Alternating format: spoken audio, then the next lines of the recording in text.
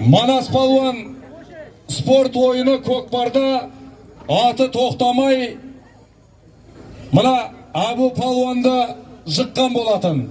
Бүгін өз кінәсін түсініп, өзінің кіші пейілділігімен, көргендігімен, тектілігімен бүгінгі тойдың төріне осы Абу бауырымның иығына шапан жабайын, қолын алайын, осы бір дүбірлеген тойда Мақұл атамыздың мінекей 95 жас мерей тойында басын иіп, екі қолын көкірегіне қойып, мінекей өз айыбын түсініп, Манас Ниязов келіп отыр.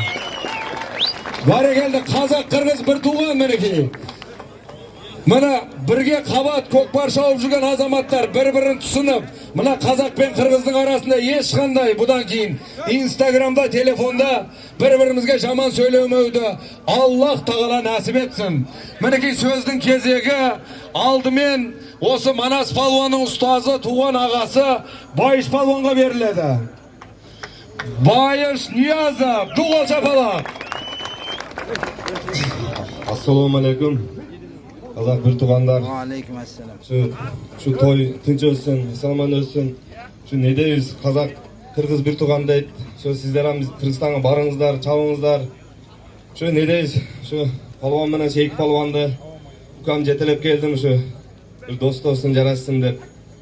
Oyunda, polyoda арғандай сөздер, алеген болып кеткен ойындар. Polyo, ошондой нерсе polyoda эле калса деп ойлойм. Şu тынчтык болсын. Бәрекелді бір Байыш Палуан алдарыңызда, Байыш Палуан. Бүгінгі тойға мінекей. Көкпар әлемінің шында жанашыры қазақ қырғызға белгілі Алатау команда, Алатау мінекей көкпар командасының президенті Алтынбек мырза келіп отыр, Алтынбек мырза. Мінекей қырғыз туған бауырымыз Алтынбек мырза бір жақсы осы қазақ елінің алдына, палуандардың алдына келіп мінекей. Інілерін жетектеп, алып келіп, өзінің бір жақсы тілек ниетін білдірмекші. Ассаламу алейкум, урматтуу қазақ туғандар. Ассаламу алейкум, урматтуу ушундай туған болып келген